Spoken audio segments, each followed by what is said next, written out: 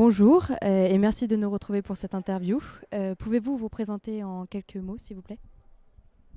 Bonjour, Danielle Chara. J'ai travaillé 20 ans à l'international. Ensuite, j'ai eu l'occasion de monter un centre de formation et qui m'a fait découvrir le monde des financeurs de la formation continue pour les salariés. Donc aujourd'hui, je travaille dans un OPCO et en parallèle, je suis au conseil d'administration du Crédit Mutuel. Et c'est à ce titre que j'ai donc connu Virginie Nogueras, l'organisatrice du sommet Happy Gov Day, par le biais de la formation qu'elle propose sur la gouvernance d'entreprise. Et je trouve ça passionnant. Du coup, pourquoi avoir répondu justement à l'invitation de Virginie Noguera? Je pense que son troisième sommet contribue à la construction du nouveau monde que la planète attend, dont les hommes ont besoin, et des nouvelles valeurs qui sont mises en avant par Virginie aujourd'hui et par l'intermédiaire de tous ces chefs d'entreprise qui viennent témoigner. Donc c'est ma petite contribution pour faire qu'un monde nouveau arrive.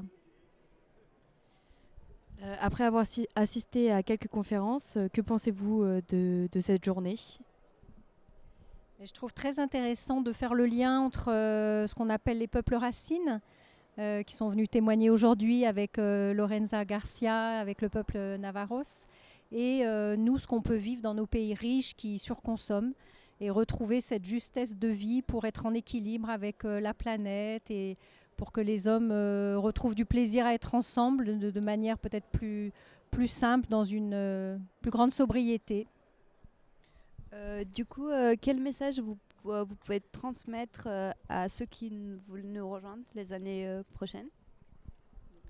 J'espère qu'on sera de plus en plus nombreux à être sensibilisés à ces problèmes, que ce ne sera pas quelque chose de forcé, puisqu'aujourd'hui le législateur s'empare par exemple du RSE, ce qui est une chose tout à fait positive. Mais c'est vrai que ça serait bien que tout à chacun fasse aussi la démarche de réfléchir au pouvoir qu'il a avec sa carte bleue et de savoir voilà, quel monde on veut tous pour demain. Et du coup, le message, ça serait aussi de transmettre, c'est-à-dire chacun dans nos univers personnels, professionnels, transmettre par exemple ce qu'on a vécu aujourd'hui et puis semer des petites gouttes d'eau comme le fait Virginie Nogueras, à qui j'envoie plein de bisous et tous mes remerciements. Voilà, c'est une belle personne. Merci madame.